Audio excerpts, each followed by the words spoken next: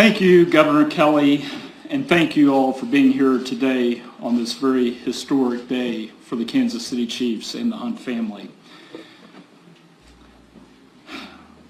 When my father started the American Football League, he had big dreams, both for the league and for his team.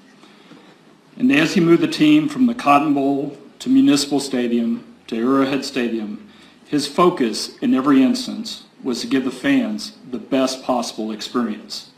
Today is another step in that legacy of innovation and that fan-first mentality. At the Kansas City Chiefs, we chase big dreams. On the field, those dreams involve division titles, conference championships, and Lombardi trophies. But off the field, we are big dreamers as well. When the NFL started playing international games, we were among the first to sign up with the goal of bringing the Kansas City name all across the planet. When North America won the bid to host the World Cup, we helped lead the effort to bring the world's most popular tournament to our backyard. As the age of modern media changed the landscape for our fans, we became the first NFL team to create our own entertainment studio. And our community engagement efforts through the Hunt Family Foundation are dedicated to ensuring that our impact reaches far beyond football. We are big dreamers, and my family and I have devoted our lives to making big dreams come true. The state of Kansas came to us and told us about their big dream. It's a state-of-the-art stadium, a world-class training facility, a new team headquarters, and a vibrant mixed-use development. It's a public-private partnership whose primary beneficiaries are the citizens of the greater Kansas City area. It's a big dream, and today is a major step in making it a reality. Don't get me wrong, we have a lot of work to do. We're still early in the process.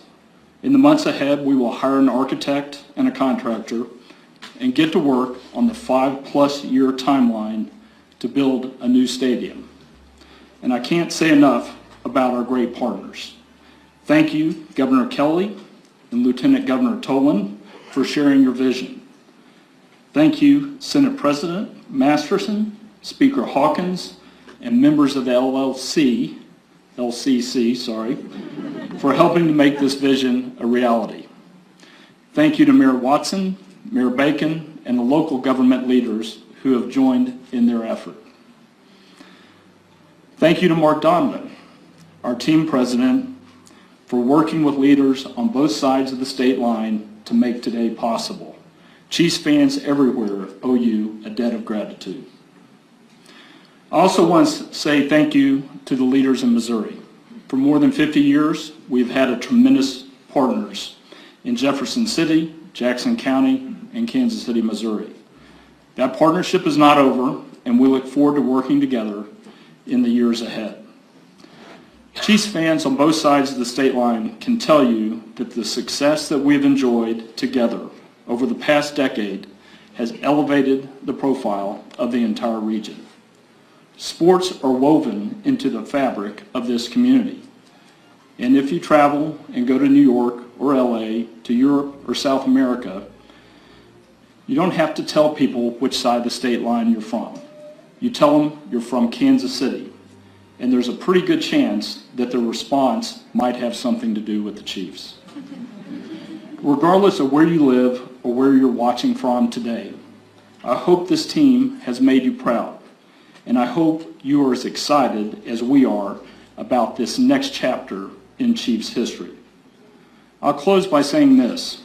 In the 60+ years of this franchise, we have called 3 stadiums home, and we have brought home a championship to every single one of those stadiums.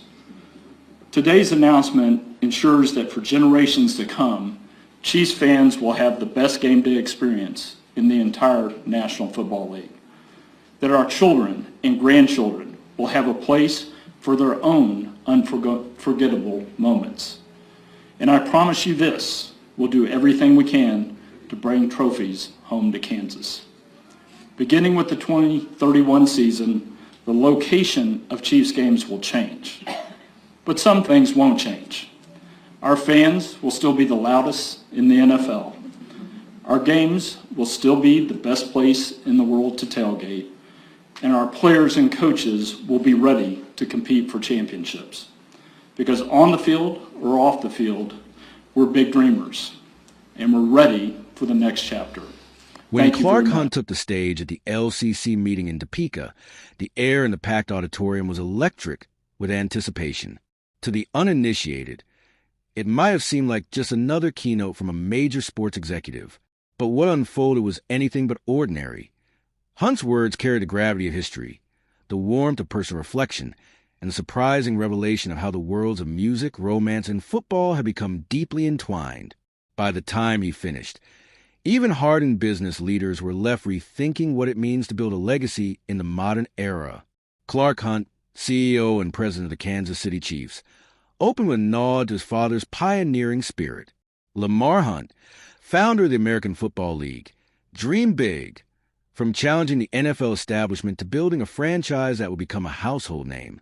Clark described how this legacy shaped every decision the Chiefs have made, from moving stadiums to expanding the reach of the team across continents.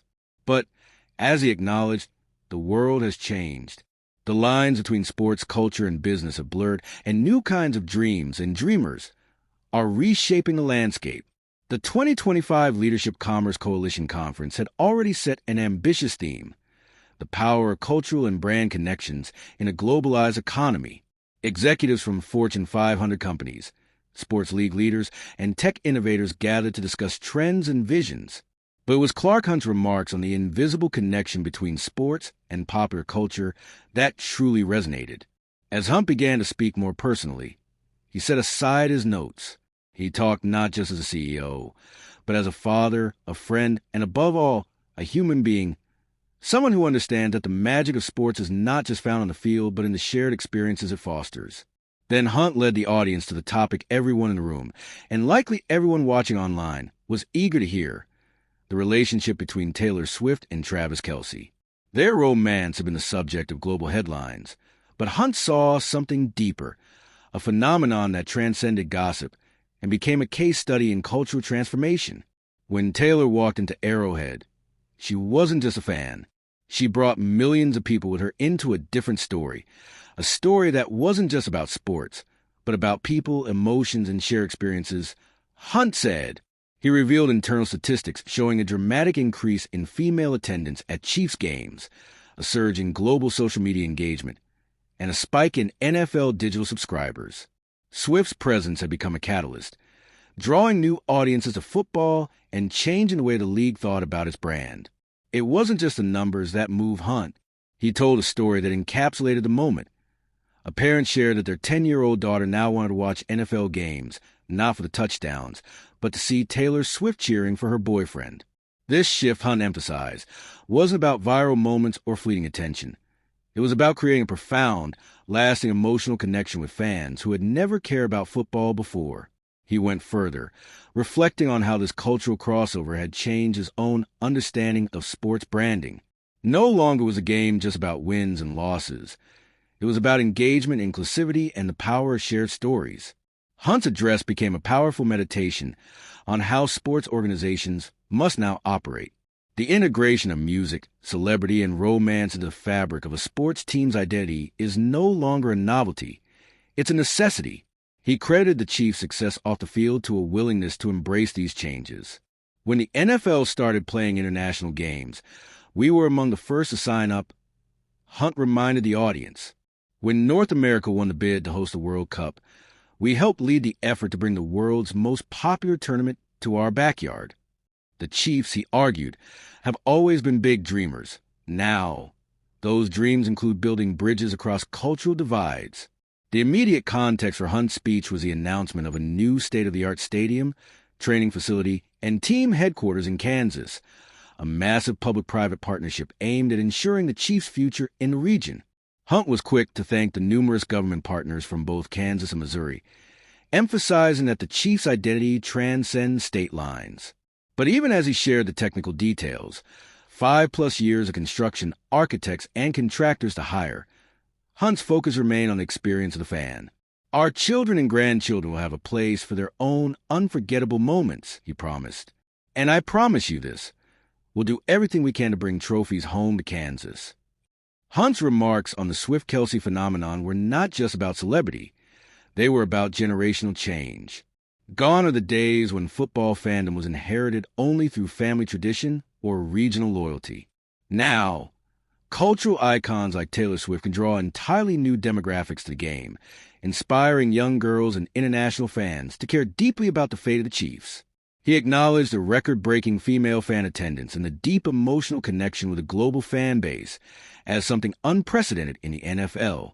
Where once the league saw itself as an American institution, it now recognizes its role in the international entertainment ecosystem. Perhaps the most moving part of Hunt's speech came when he talked about the shared humanity at the heart of all this. Sports, music, and business. These are just different expressions of the same desire to connect, to dream, and to belong. Hunt's voice, at times unsteady with emotion, made clear that this is not just a business strategy. It's a vision for a more inclusive and meaningful future. He closed the speech by reminding everyone that, no matter where the Chiefs play or who sits in the owner's box, some things won't change. Chiefs fans will still be the loudest in the NFL. Arrowhead, or its future successor, will still be the best place in the world to tailgate. And the Chiefs will still dream big on and off the field. As the applause died down in Topeka, it was clear that Clark Hunt's vision had struck a chord. By embracing the unpredictable intersections of sports, celebrity, and culture, the Kansas City Chiefs are not just planning for the next championship. They're redefining what it means to be a team in the 21st century. Taylor Swift and Travis Kelce's story is more than a headline. It's a symbol of how the world is changing and how the most successful organizations will be those that welcome change with open arms and open hearts. For the Chiefs, for Kansas City, and for sports fans everywhere, the next chapter is just beginning, and it promises to be unforgettable.